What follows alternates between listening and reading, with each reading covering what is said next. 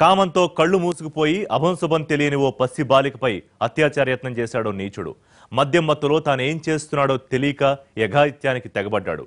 తమ్ముడి కారణంగా ఆ అక్క ఎలాగోలా బయటపడింది. కానీ లేకపోతే పరిస్థితి మరోలా ఉండేది. ఇంతకీ ఎక్కడ జరిగింది ఈ ఘటన? ఆ వివరాలేంటి?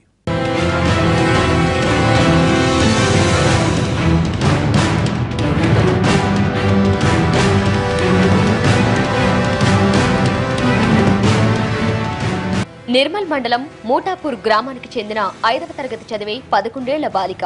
ఈమె ఏప్రిల్ 11వ తేదీ రాత్రి ఊరిలో వీధి నాటకం ఆడుతుంటే చూడ్డానికి వెళ్లింది.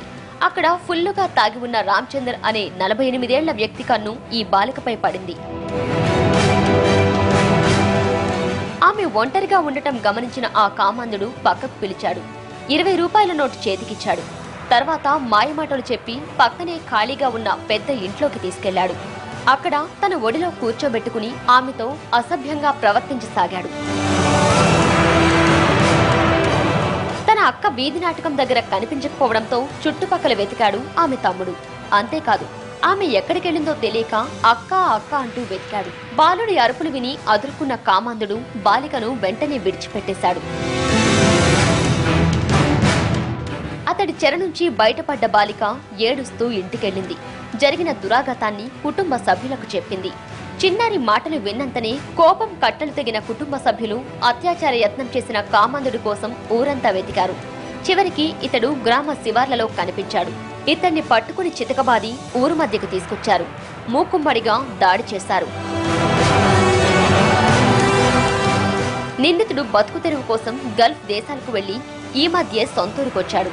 ఈ నెల 28వ తేదీన తిరిగి గల్ఫ్ దేశాలకు వెళ్లవలసి ఉంది. ఈ విషయం తెలిసిన పోలీసులు నిందితుడిని అదుపులోకి తీసుకునే యత్నం చేయగా గ్రామస్తులు వారించి పోలీసులతో వాగ్వాదానికి దిగారు. ఇతడు గతంలో కూడా ఇలాంటి పనులే చేశాడని, ఇతన్ని తమకు వదిలేయాలని పోలీసులతో డిమాండ్ చేశారు. సిఐ ఊళ్ళోకొచ్చి గ్రామస్తులను ఒప్పించాల్సి వచ్చింది. ఇతనికి కఠిన శిక్ష పడేలా చేస్తామని, నాన్ బెయిలబుల్ కేసు నమోదు చేసి 3 నెలల పాటు బయటకు రాకుండా చూస్తామని హామీ ఇవ్వడంతో నిందితుడిని పోలీసులకు అప్పగించారు గ్రామస్తులు. ఆ తర్వాత కేసు నమోదు చేసి నిందితుడిని కోర్టుకు హాజరుపరిచి రిమాండ్కు తరలించారు పోలీసులు. రాత్రి 12:30 గంటలకు అతన్ని పట్టుకొని కొన్ని దెబ్బలు కొట్టి పారిపోయే గ్రామంలో కొన్ని దెబ్బలు కొట్టి పోలీసులకు అప్పగించారు. మా రూట్ పెట్రోలింగ్ వాళ్ళు సమాచారం మేరకు వెంటనే మేము కూడా వెళ్ళి అతన్ని అదుపులోకి తీసుకొని కేసు నమోదు చేసి దర్యాప్తు అనంతరం అతన్ని కోర్టుకు రిమాండ్కు పంపించడం జరిగింది. ఎన్ని పోక్స్ నిర్భయ చట్టాలొచ్చినా 12 ఏళ్లలోపు బాలికలపై అత్యాచారానికి తెగబడితే కఠిన శిక్షలుంటాయని చెబుతున్నా నిందితుల్లో ఎలాంటి మార్పు కనిపించడం లేదు. కఠిన శిక్షలుంటాయని చెబుతున్నా నిందితుల్లో ఎలాంటి మార్పు కనిపించడం లేదు. కాబట్టి ఇలాంటి వాళ్లను కఠినంగా శిక్షించడం వల్ల ఇంకెవరూ ఈ పనులు చేయరని డిమాండ్ చేస్తున్నారు స్థానికులు.